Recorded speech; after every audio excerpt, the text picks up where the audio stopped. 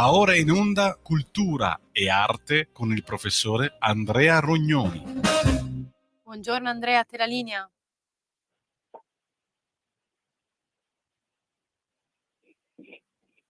Andrea, mi senti? Sempre più liberi con la tua radio è il nuovo sito che mette in prima pagina opinioni, firme, notizie, uno sguardo nuovo e originale sui fatti che ci circondano. Il nuovo quotidiano online, semplicemente radiolibertà.net.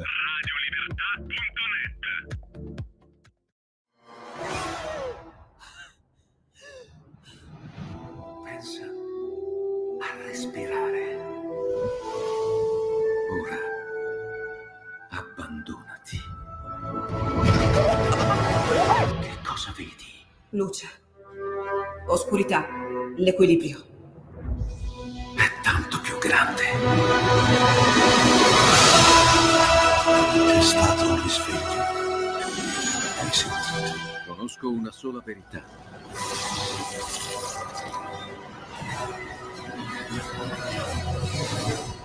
Movie Time ti fa entrare nel vivo del cinema, ti fa sentire come se fossi tu il protagonista del grande schermo.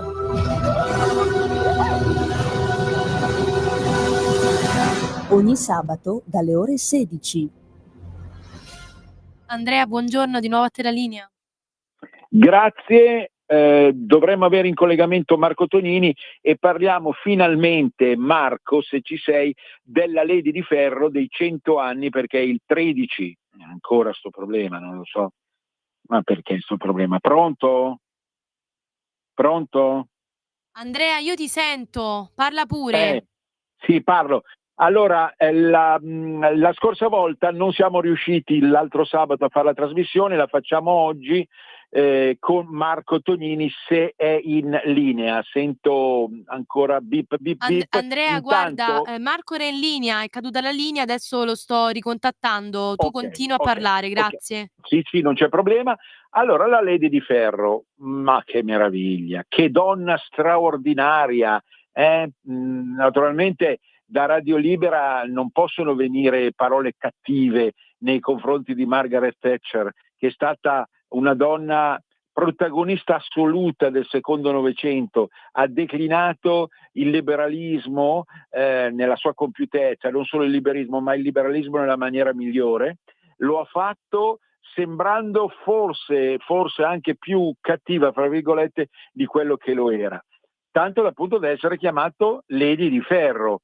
Ma questo, ricordate che c'era anche una trasmissione, uno sceneggiato americano, Ironside, che era appunto legato a un investigatore che si muoveva sul ferro, ma era poi lui il vero protagonista.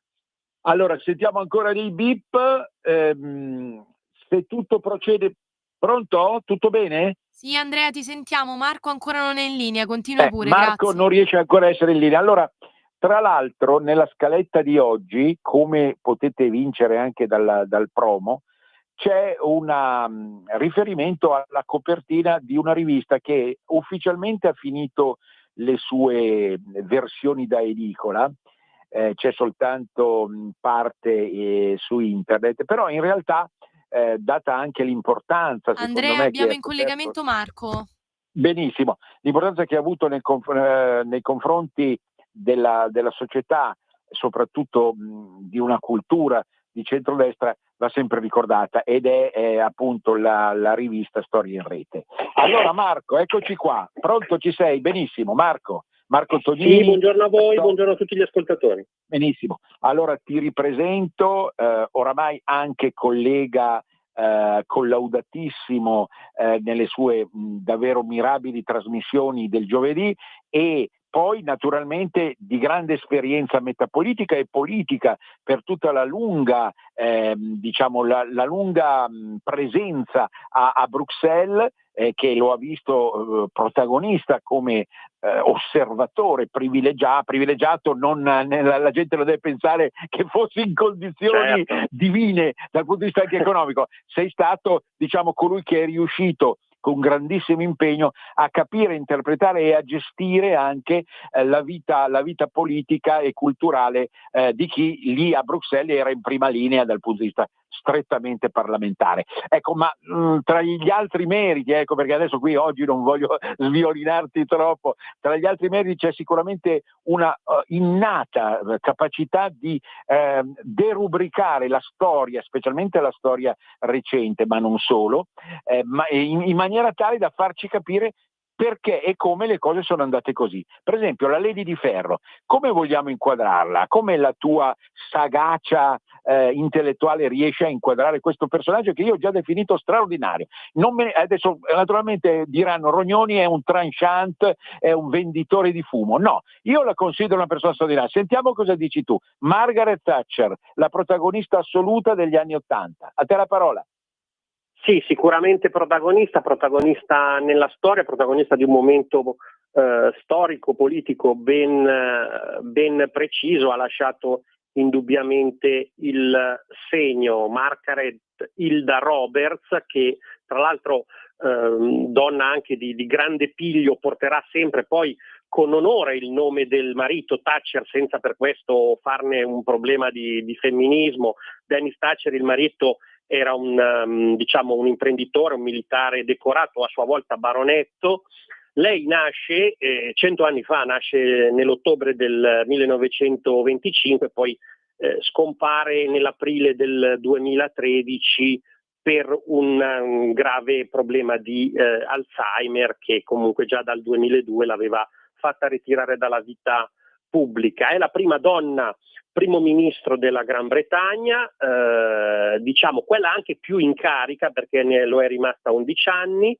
Negli ultimi anni poi verrà nominata baronessa di Kesteven dalla regina in riconoscimento dei suoi alti meriti, anzi quando le viene conferito l'Order of Merit dalla regina, lei avrà un rapporto anche abbastanza particolare con la regina, di rispetto, prima di diffidenza, poi di amicizia. Insomma, la regina dirà questo non viene da un privilegio, questo viene dato a chi ha fatto il suo dovere per il nostro paese, sia che tu possa essere la figlia di un duca, e la regina si riferiva a se stessa perché lei non nasce principessa ma nasce figlia di un duca, o figlia di un droghiere, come è il caso appunto della Thatcher. La Thatcher, che fu leader conservatore dal 75 al 1990 e primo ministro dal 79 appunto al 90.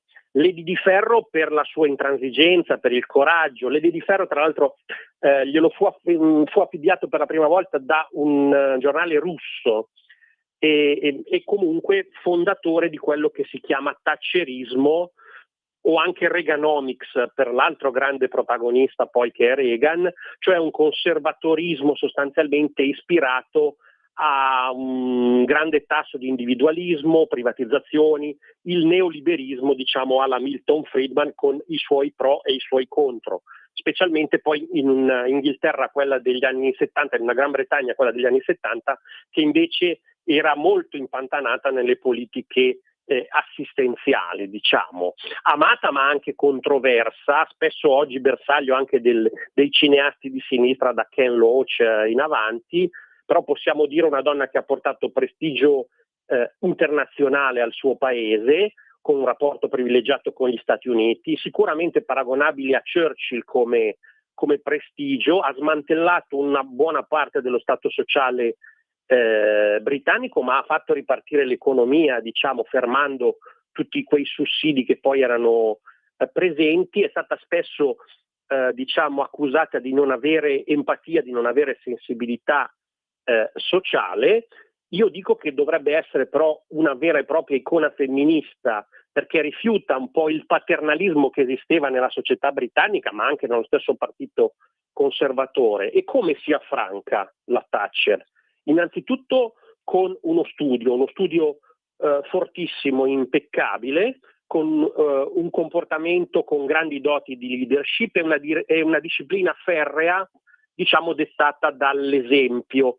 Lo studio perché? Perché tra l'altro c'è qualche affinità tra la Thatcher e la Merkel, perché entrambe nascono come scienziate, come laureate in chimica, tra l'altro poi entrambe sposate con uomini molto discreti, ma di cui porteranno sempre il nome tutta la vita, ed entrambe comunque cresciute nei valori protestanti, diciamo, la Merkel figlia di un pastore, la Thatcher figlia di un droghiere ma molto impegnato nel mondo metodista. Una diciamo icona, anche se poi esattamente come Churchill ha avuto poi problemi con la sua eredità, con i figli.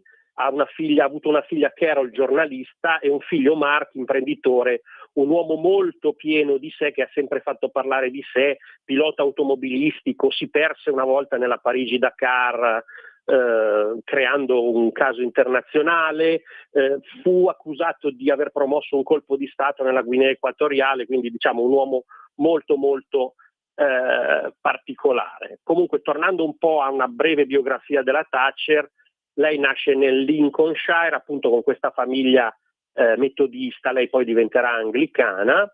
Fin dai tempi dello studio comincia a fare politica nelle associazioni politiche studentesche, si laurea ad Oxford in chimica, diventa ricercatrice soprattutto nel campo delle materie plastiche, poi attraverso la politica si laureerà anche in giurisprudenza. Comincia a candidarsi in vari collegi locali dal 50 in avanti, con incrementi comunque successivi di voti, perché poi nel suo collegio viene conosciuta e apprezzata, fino a quando dal 59 al 70 sarà membro della Camera dei Comuni, portando avanti un conservatorismo, diciamo, abbastanza tradizionale, anche se di lei si ricordano diciamo, per esempio l'impegno per depenalizzare le ultime leggi un po' vittoriane che esistevano ai tempi e che diciamo ancora punivano per esempio l'omosessualità, ma anche per esempio si impegnò a favore del mantenimento della pena di morte, e comunque con qualche prima dichiarazione contro un'immigrazione troppo alta, diciamo, soprattutto nei confronti di culture differenti. Sarà ministro nei governi ombra, perché sono gli anni dei laburisti di Wilson, soprattutto come ministro ombra dell'istruzione e dei trasporti. Quando nel 70 va al governo Heath, quindi il governo conservatore di Heath, lei sarà ministro dell'istruzione e della scienza, difendendo le scuole specialistiche nei confronti di una generalizzazione un po' dell'istruzione. Ci sarà una politica di tagli del governo, lei riuscirà ad avere meno sussidi diretti ma più ausili allo studio, alle biblioteche, innalzerà l'obbligo scolastico a 16 anni, finanzierà il CERN ed altre comunque strutture scientifiche.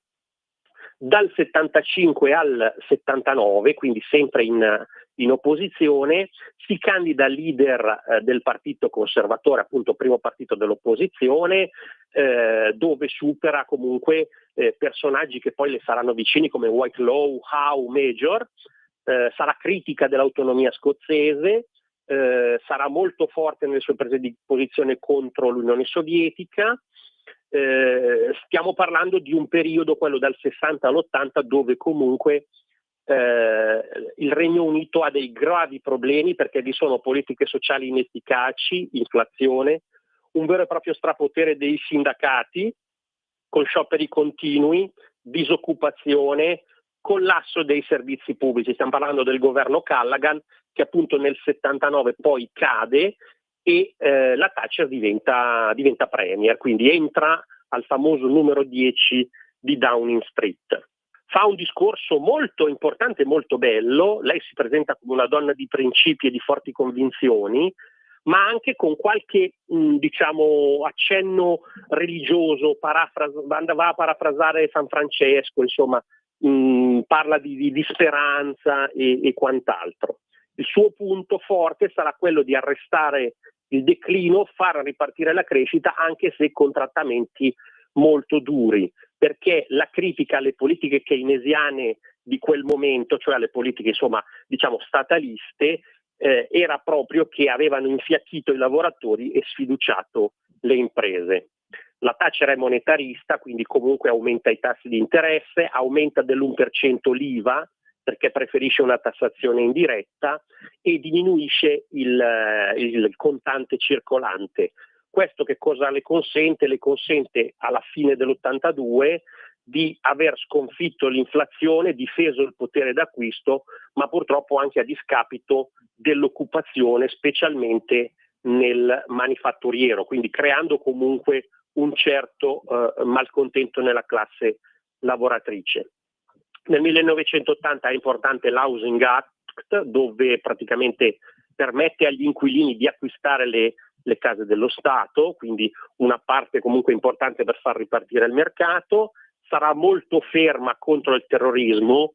C'è un episodio nell'aprile dell'80 con i terroristi che entrano nell'ambasciata iraniana a Londra e lei comunque con un comando poi risolverà la situazione. Impassibile contro l'IRA, perché lei fu molto impressionata dall'omicidio da parte dell'IRA di Lord Louis Mountbatten, e questo essere impassibile, nonostante anche gli appelli per esempio di Papa Giovanni Paolo, la porterà a essere assolutamente ferrea su quei famosi 217 giorni dello sciopero della fame degli hunger strikers dell'IRA, tra cui anche Bobby Sands, che morirà, perché l'IRA voleva il riconoscimento dello status di prigionieri politici ai propri detenuti, insomma, quindi anche spietata, se vogliamo, da questo punto di vista. Sono gli anni di un ridimensionamento della spesa pubblica, riesce poi, grazie a questo, ad abbassare le tasse, ad aumentare l'export. C'è una frase famosa: la signora non si volta, per dire che non si torna indietro all'assistenzialismo. Fa anche scelte di buonsenso sull'istruzione, garantendo più spazio alla scelta dei genitori e più spazio alla deregulation economica, con le prime critiche alla comunità economica europea. Nell'82 c'è la grande vicenda che io tra l'altro ho già descritto nella tua trasmissione, che è quella della guerra delle Falkland. La giunta militare argentina guidata da Galtieri, per insomma anche far fronte agli insuccessi interni, tenta questa avventura occupando le Falkland, le Malvinas e la Georgia australe.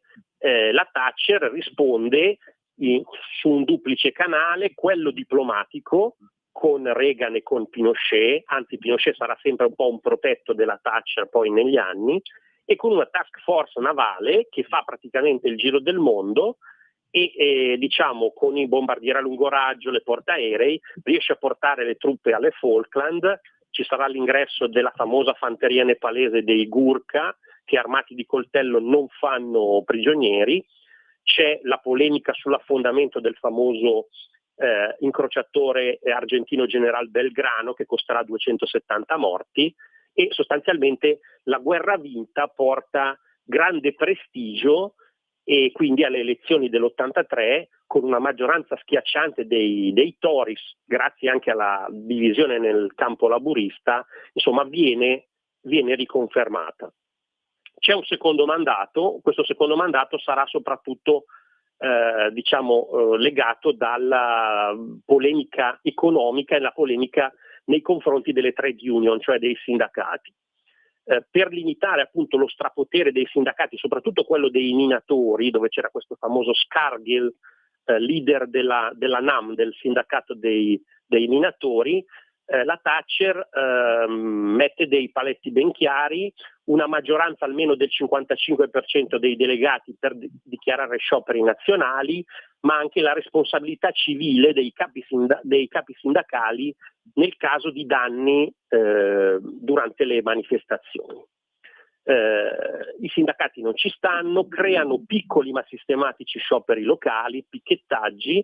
La polizia, anche perché addestrata insomma dagli anni in Irlanda, risponde con metodi decisamente brutali. Ci saranno centinaia di arresti e feriti, il caso di Orgrew e altri, fino a quando comunque la Thatcher va avanti e lo stesso sindacato dei minatori comincia a perdere il supporto popolare, anche perché poi si saprà che molte delle ambizioni di Scargill erano soprattutto politiche legate al movimento laburista, e perché questo aveva ricevuto surrettiziamente addirittura finanziamenti dalla Libia di Gheddafi e dall'Unione Sovietica.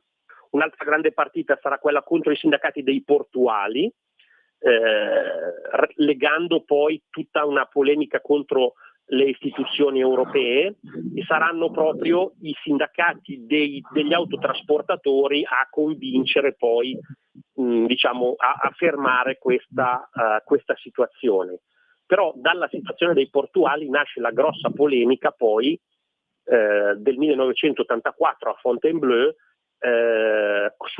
sui finanziamenti del Regno Unito all'Unione Europea, che non compensavano la necessità di sussidi agricoli che invece per esempio la Germania, che è l'altro grande poi contributore, aveva. C'è la famosa frase "I want my money back", voglio indietro i miei soldi, che porterà poi a un accordo che è durato fino a quando poi gli inglesi sono rimasti nell'Unione Europea, con un particolare finanziamento agricolo. Sicuramente la Thatcher critica una maggiore integrazione europea, non vuole la moneta unica, teme la riunificazione tedesca e quindi andrà avanti, ma crea anche comunque grandi motivi di collegamento. Dall'84 all'87 c'è la famosa gara d'appalto per l'Eurotunnel. Nell'84 tra l'altro sfugge a un attentato dell'IRA che fa 5 vittime, ma non interrompe il congresso dei conservatori, quindi cerca comunque di mantenere una linea molto molto precisa. Ecco. Si dirà in questi anni che grazie agli Stati Uniti riuscirà a godere anche del famoso spionaggio elettronico di Echelon, quel sistema usato nella guerra fredda per spiare, si dice, non solo appunto le spie d'oltrecortina, ma anche qualche nemico di politica interna. Sono i tempi di grandi privatizzazioni, linea gas, acciaio, telecomunicazioni, ed è il momento soprattutto del cosiddetto Big Bang Act, che è un'altra grande risultato della politica thatcheriana, cioè la liberalizzazione dei mercati finanziari. Crea la vera e propria potenza finanziaria della City di Londra, che resiste ancora oggi, e diminuendo poi le spese di commissione, diminuendo gli intermediari, eccetera, darà grande spazio alla piazza londinese, creando però anche ovviamente lo spazio per la speculazione. Tra l'altro queste privatizzazioni, questi momenti creeranno già momenti di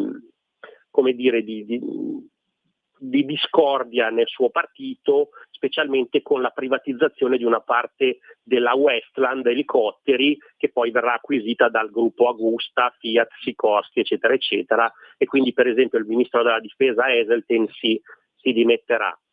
In politica internazionale lei continua l'asse anticomunista di Reagan, difende le decisioni sugli euromissili, sostiene i bombardamenti americani in Libia nell'86 e comunque in previsione poi della restituzione di Hong Kong alla Cina degli anni successivi darà comunque maggior autonomia a Hong Kong per cercare di dare sostegno, mentre invece per esempio la toglie alla Greater London a Londra, che aveva sindaci laburisti, anzi socialisti. Dall'87 inizia un terzo mandato, che sarà un mandato incompleto, con poi la caduta vera e propria della Thatcher, in cui comunque riesce per esempio in un'altra grande opera, che è la sicurezza negli stadi, le norme contro gli hooligan, che vedono l'azzeramento totale delle violenze, insomma, che dopo le preoccupazioni dell'85 per la strage dello stadio Heysel. Ci sono degli scontri a livello locale, perché nonostante lei appunto in passato avesse difeso le norme che depenalizzavano appunto l'omosessualità, lei vuole evitare che gli enti locali laburisti ne facciano una promozione, ecco, quindi ha una posizione assolutamente laica da questo punto di vista. ci saranno appunto le sue prese di posizione contro la creazione dell'Unione Europea, diciamo, quindi facendo nascere un po' l'euroscetticismo anche nel campo conservatore, che pure insomma dai tempi di Churchill era abbastanza europeista. Porta la sterlina nello SME, anche se il sistema dei cambi fissi sarà poi un problema per la moneta inglese. Poi c'è tutta la vicenda della tassazione locale con la famosa poll tax, in cui scarica però tutto sul ceto medio e quindi si aliena molte simpatie, nonostante questa riforma volesse responsabilizzare la vita amministrativa. Sta di fatto però che Marco, c'è il break, sì. Ci sentiamo fra 1 minuto e mezzo, 2. Perfetto, così parliamo della caduta e poi delle ultime cose. Certo. A dopo. Un nuovo modo per sostenere la tua radio. Visita radiolibertà.net. Ti basta un click e potrai versare il tuo contributo volontario direttamente online. Potrai donare con ogni tipo di carta di credito, anche prepagata. Ti aspettiamo online su radiolibertà.net. Sostieni la tua radio con il tuo contributo volontario. Radio Libertà. La tua radio. Diamo voce alla nostra gente.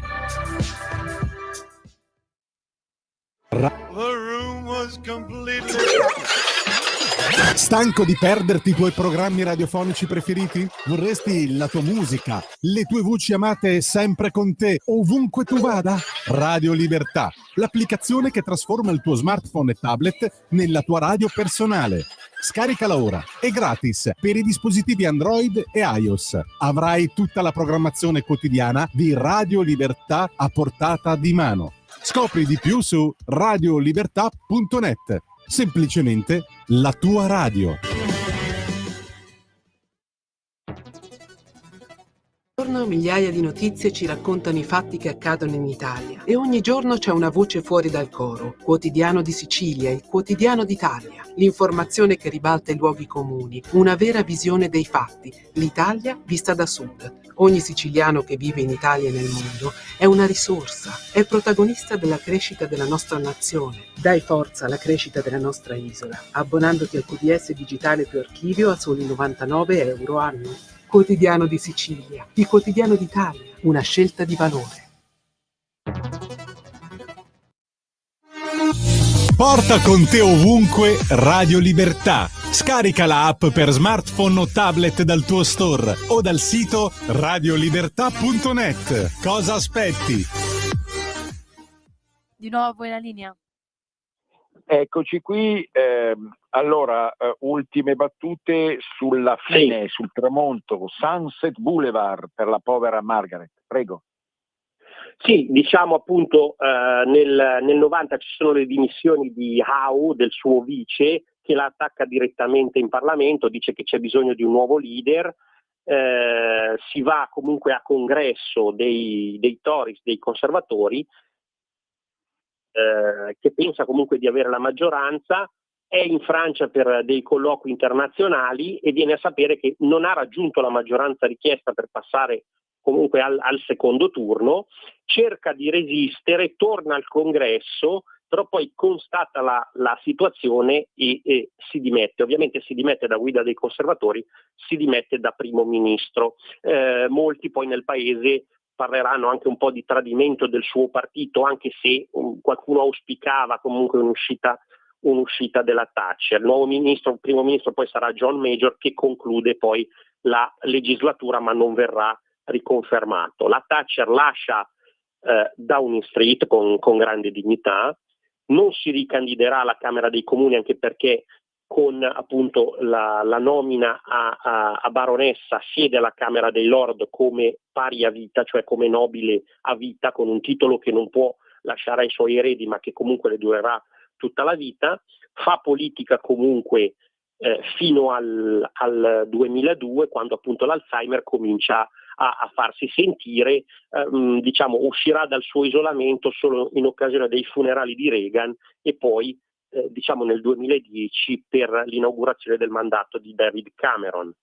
Volevo ricordare il rapporto con la regina velocissimamente. All'inizio si detestano cordialmente, un po' perché la Thatcher usava da primo ministro il pluralis majestatis, ma lo faceva insomma per incarnare lo Stato. La regina vedeva la Thatcher come una donna un po' insensibile, mentre lei voleva essere più indulgente. Sta di fatto che però le due donne poi negli anni si capiscono, tanto è vero che la regina poi, cosa mai successa, partecipa al compleanno della Thatcher in occasione dei suoi 70 e dei suoi 80 anni e poi anche ai suoi funerali, che è una cosa che la regina aveva fatto solo in occasione della dipartita di Churchill, quindi anche in questo caso un rapporto un po' creato con gli anni. Con il Vaticano scintille, un po' per la questione religiosa, un po' per le personalità forti della Thatcher e di Papa Wojtyła.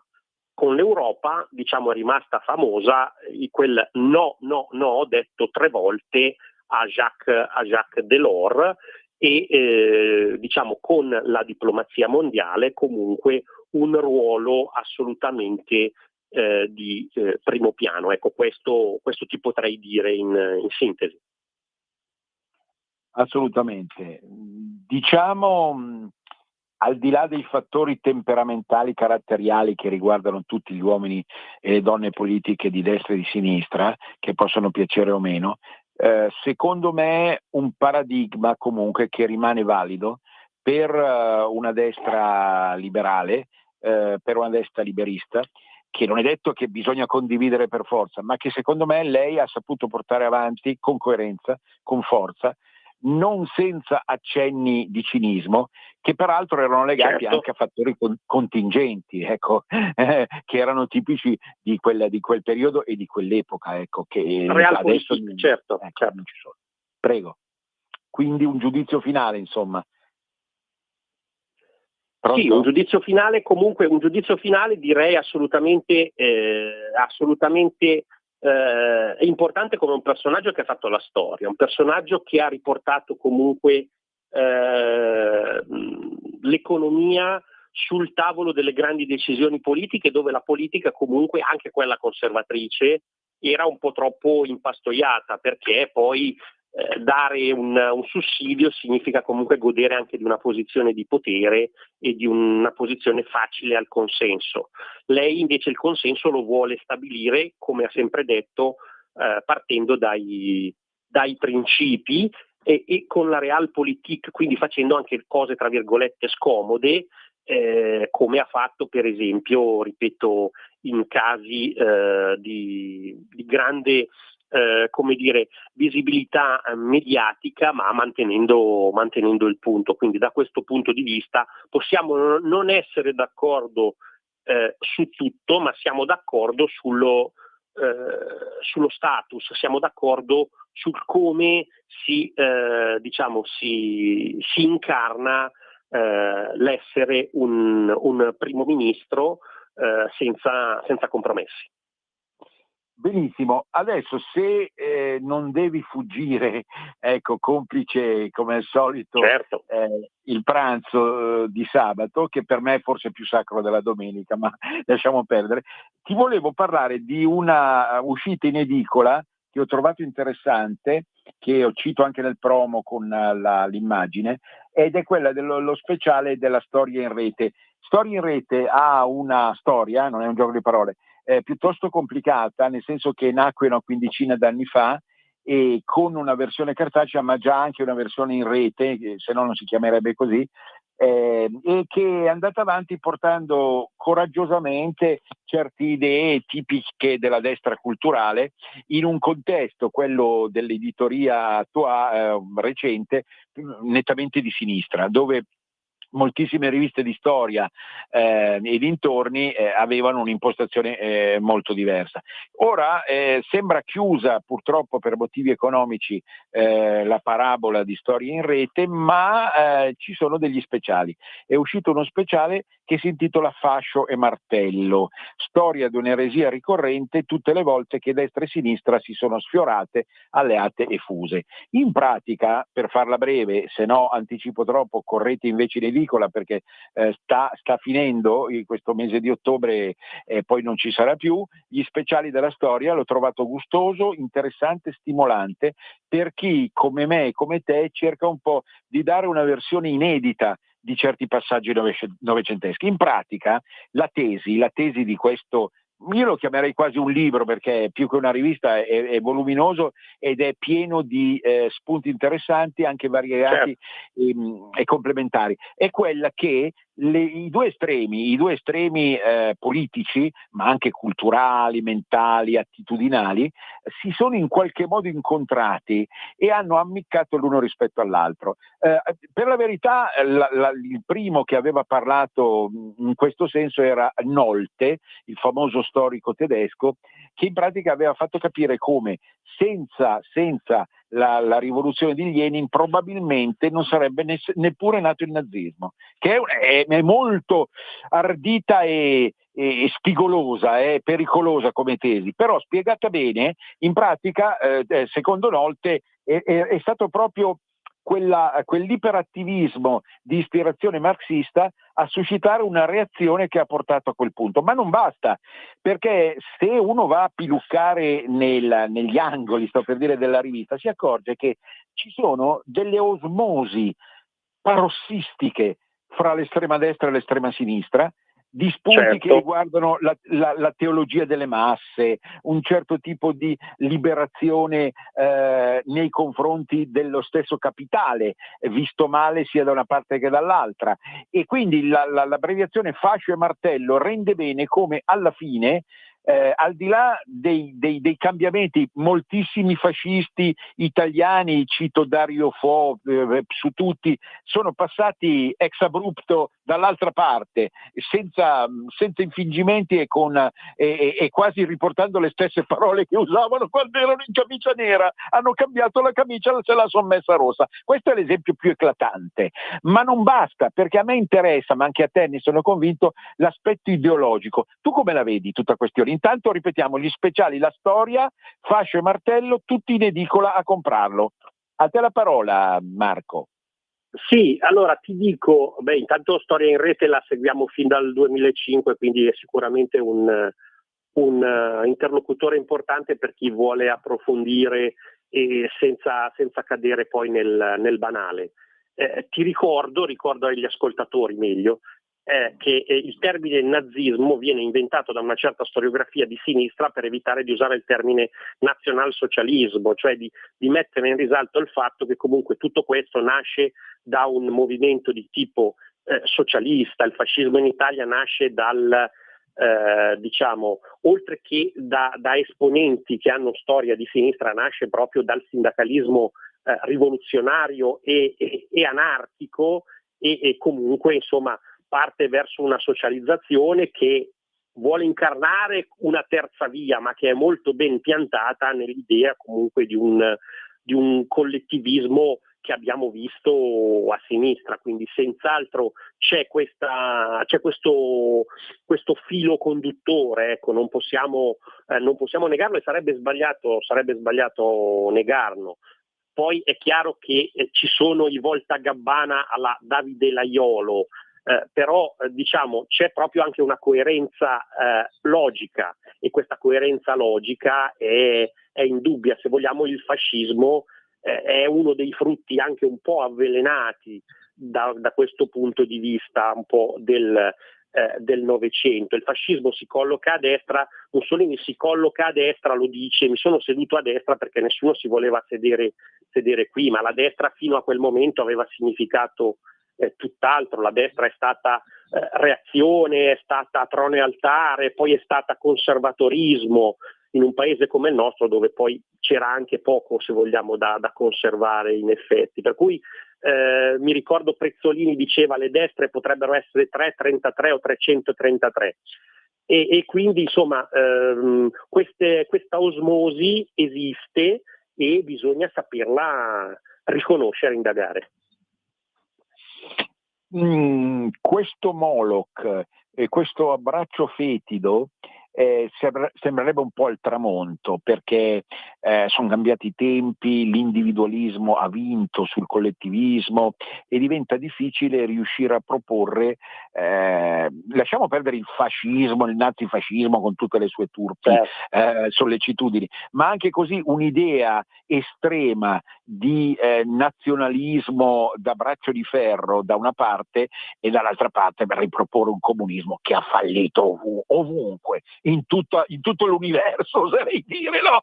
Quindi quello che è stato nel Novecento una fiammata di ardore, di speranza per taluni, molti ci credevano da tutti i due i lati, ci hanno dato la vita, sono stati sacrificati da dittatori feroci, eccetera. Sembra un po' difficile da riproporre anche in questa forma sbilenca che abbiamo appena detto, no? Non ti sembra oggi come oggi? Sì, assolutamente. Quindi c'è comunque anche un affanno del voler creare qualcosa di nuovo a livello proprio di elaborazione politica, programmatica, dogmatica, se vogliamo, in un mondo in cui poi la politica oggi è molto più asservita del passato a tanti poteri forti, insomma, ecco, e si cerca anche di comprimere attraverso queste grandi istituzioni internazionali o sovranazionali, di comprimere un po' il ceto medio, che è in fondo il portatore, non dico della libertà, che sarebbe dire troppo, però quantomeno della capacità di indagare, di chiedersi dove va il mondo, di avere anche quella libertà di poter appunto leggere, alzare la testa, capire cosa sta succedendo, insomma, ecco, di non essere sempre dipendente da un qualcosa. Quindi sicuramente vedo questa situazione.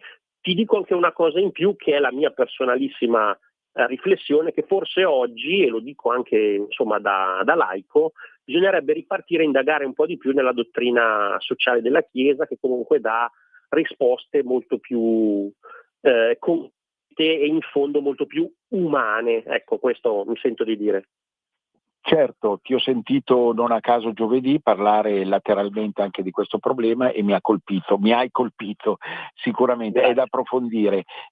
Sono tanti gli spunti, no? Perché in fondo quella che noi chiamiamo metapolitica non è una teoria, ma è una riflessione trasversale, no? Rispetto a quello che, certo. Ecco, ci sono dei personaggi, ultima battuta, dei personaggi, a me non piace fare i nomi e cognomi, lasciamoli perdere, ma la gente che ci ascolta capirà, chi ci ascolta ci arriva subito, che anche attraverso, sfruttando i social, moltissimo, ha assunto ultimamente delle posizioni che sono molto particolari, dove diciamo retaggi un po' sbiaditi ma pur ancora un po' ficcanti nel bene e nel male di comunismo e fascismo sembrano ritornare nella critica nei confronti di un sistema, di una situazione, no? La cui alternativa non è per loro il fascismo e il comunismo, si badi bene, ma dovrebbe riportarci a posizioni più intransigenti, no? Adesso mi capite, addirittura passaggi clamorosi dall'estrema destra all'estrema sinistra, situazioni che lasciano di stucco, no? Da parte di certi personaggi, indubbiamente bravissimi, interessanti, gustosi, ma che poi che fine farà, secondo te, tutto questo rispetto all'assetto normale, regolare della politica attuale? Ma insomma, questo lo potremo vedere solo un po' con il tempo, anche lasciando decantare queste situazioni. Sicuramente io dico che è il frutto di anni in cui si è continuato a demolire qualsiasi certezza, perché bisogna smitizzare, quest'idea di smitizzare tutto, quest'idea comunque di mettere tutto in discussione. Siamo diventati l'Occidente che, nonostante abbia portato la civiltà nel mondo, perché l'abbiamo fatto, però siamo critici verso noi stessi, vogliamo cancellare noi stessi, il pensiero debole, e diventiamo schiavi di chiunque voglia proclamare un qualsivoglia pensiero forte. Pensiamo all'Islam, pensiamo al decisionismo anche cinese, a tutte queste situazioni. Quindi dobbiamo solo riprendere in mano, secondo me, le chiavi del nostro intimo essere, della nostra eredità storica, ma anche e soprattutto etica e morale, per poter dire no, noi ci siamo, noi abbiamo costituito una parte importantissima della storia del mondo, evidentemente vogliamo andare avanti a farlo, perché senza di noi si perde una grande eredità dell'esperienza umana, e quindi tornare a quella verità con la V maiuscola, che io mi permetto di dire, che purtroppo tutta la teologia e la filosofia del Novecento hanno cercato di negare. Ma secondo me una verità con la V maiuscola esiste, e noi ad essa ci dobbiamo in ogni caso conformare per dare senso poi a qualsiasi poi affermazione, per fermare questa critica, questa demolizione continua poi del nostro essere. Altrimenti che cosa succede? Che anche le civiltà più progredite poi diventano preda chiaramente dei prepotenti e dell'ultimo arrivato, e questo non lo vogliamo. Grazie infinite, ti saluto perché finisco in solitudine, ultimi 5 minuti in solitudine sull'arte. Grazie ancora Marco, grazie a risentirci. Allora, per l'arte io consiglio a tutti alla Gamma, Galleria d'Arte Moderna di Milano, Pelizza da Volpedo, i capolavori di Pelizza da Volpedo. È veramente una mostra straordinaria, perché noi ci rendiamo conto che l'autore del Quarto Stato, che certo è un capolavoro assoluto, ma è chiaro, Quarto Stato rimarrà nella storia come la Vergine delle Rocce, di Leonardo, rimarrà come la Gioconda, fate voi, rimarrà come la Cappella Sistina. Per il mondo moderno e contemporaneo sicuramente il Quarto Stato è un'icona vera e propria, assolutamente inimitabile. Però ci sono tantissimi altri quadri, tantissime altre opere di Pelizza da Volpedo, vissuto fra 800 e 900, che riflettono sulla natura, sui colori, sulle luci e le ombre di una natura primaverile estiva, che riflettono sulle figure. Era un grande ritrattista anche il nostro Pelizza. Volpedo è un paesino in provincia di Alessandria, comunque è ovvio che siamo ai confini fra tutti i vari mondi padani, Lombardia, Piemonte, Liguria ed Emilia, e in ogni caso quello che poi oggi Milano eredita è lo stesso Quarto Stato che di sede ufficiale è il Novecento, la Galleria del Novecento, ma adesso appunto si trova la Galleria d'Arte Moderna in visione, spettacolare, assoluto, ma direi tantissime versioni che ci servono per capire che cosa veramente ha voluto dire con le sue opere, con la sua maestria, perché noi secondo me ci troviamo di fronte ad un maestro con la M maiuscola davvero straordinario, che il futuro non potrà altro che celebrare meglio e in tutte le forme e in tutte le maniere. Chapeau a Pelizza da Volpedo, andatelo a vedere fino a gennaio inoltrato. Libri ricevuti, siamo davvero in finale, vi cito brevemente Aldo Cazzullo, Il Dio dei nostri padri, il grande romanzo della Bibbia. Cazzullo, il giornalista diciamo che sta avendo una fortuna forse più grande degli storici, dello stesso Alessandro Barbero. Ebbene, questa volta si cimenta, dopo la Divina Commedia, si cimenta addirittura con la Bibbia. Perché lo fa Cazzullo e non lo fa il biblista? Perché intanto è più famoso, e dopo lui vuole divulgare quello che secondo lui non si è ancora riusciti a divulgare, e non ha torto da questo punto di vista. Sinceramente è un libro che ha delle luci e ha delle ombre, però serve soprattutto a chi, sono molti cristiani stessi, poi anche su questo risentiremo Marco, che non conoscono la Bibbia, non la conoscono. Di che cosa stiamo parlando? La Bibbia, vi rendete conto? E allora, Aldo Cazzullo, Il Dio dei nostri padri, il grande romanzo della Bibbia, HarperCollins Edizioni. Poi vi cito anche un romanzo tra il giallo e il mistero, ed è Jacopo De Michelis, La montagna nel lago, della Giunti Edizione. La montagna nel lago sarebbe nient'altro che Montisola nel lago di Iseo, che devo dire a me ha sempre affascinato da morire. La trovo un'opera d'arte della natura.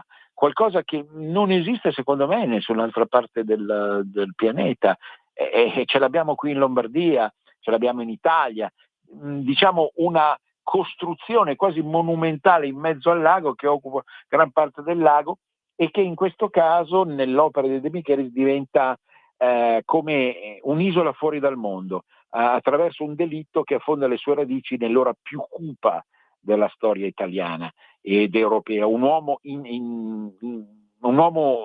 diciamo particolare ingaggia una corsa contro il tempo per salvare il padre da un'accusa di omicidio. Ecco, quindi ripeto, Jacopo De Michelis, La montagna nel lago, Giunti Edizioni. E ancora, ultimo minuto, Zona Cesarini, Berlin, è una strana produzione, ovviamente legata alla città tedesca, ma non solo, firmata da Fabio Geda e Marco Magnone. Chi l'avrebbe mai detto che in questo mondo l'isola che non c'è, ritorna questa tematica anche per Berlino, sarebbe stata costituita dagli adulti che vanno ad abitarla e che alla fine i bimbi sperduti sarebbero partiti alla sua conquista. Un'opera al limite fra narrativa e riflessione escatologica in un mondo che sta cambiando continuamente e ci presenta, andate sui social perché ci sono delle storie incredibili, dei fatti, delle situazioni, dei personaggi che forse non riusciamo a capire più nella loro complessità. Siamo al termine, un grande abbraccio a tutti. Venezia risorga Venezia per sempre, a risentirci. Avete ascoltato Cultura e Arte con il professore Andrea Rognoni. Sempre più liberi con La tua radio è il nuovo sito che mette in prima pagina opinioni, firme, notizie, uno sguardo nuovo e originale sui fatti che ci circondano. Il nuovo quotidiano online, semplicemente radiolibertà.net.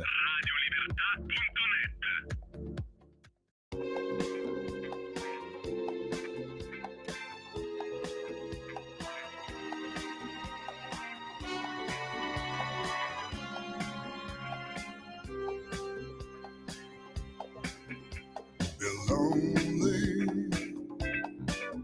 but tell me the real things you're deep in. You're lonely, and show me some new ways from feeling.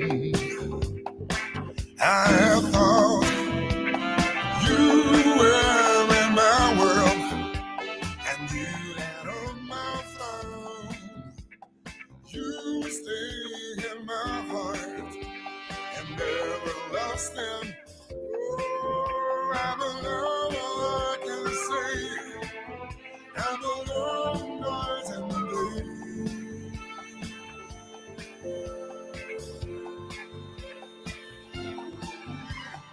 Lonely,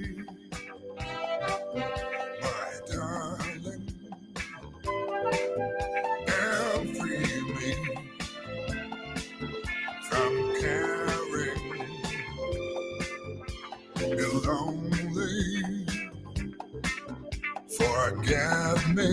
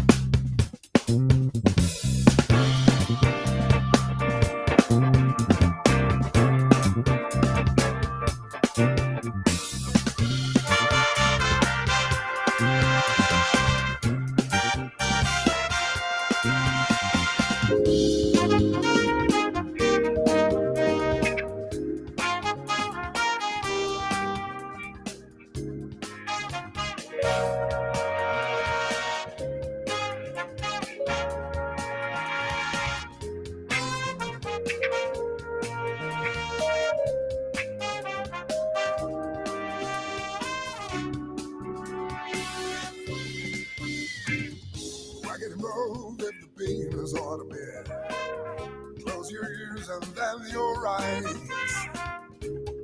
Reality can't come near me. Who really cares? Who really tries to look at home when it's easy not to fight? They can only bring you down.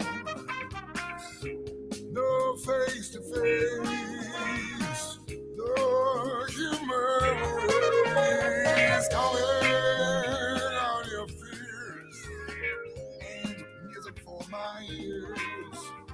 Suddenly in the air, serenity's there. A face without a frown. Yeah, the world's not falling down.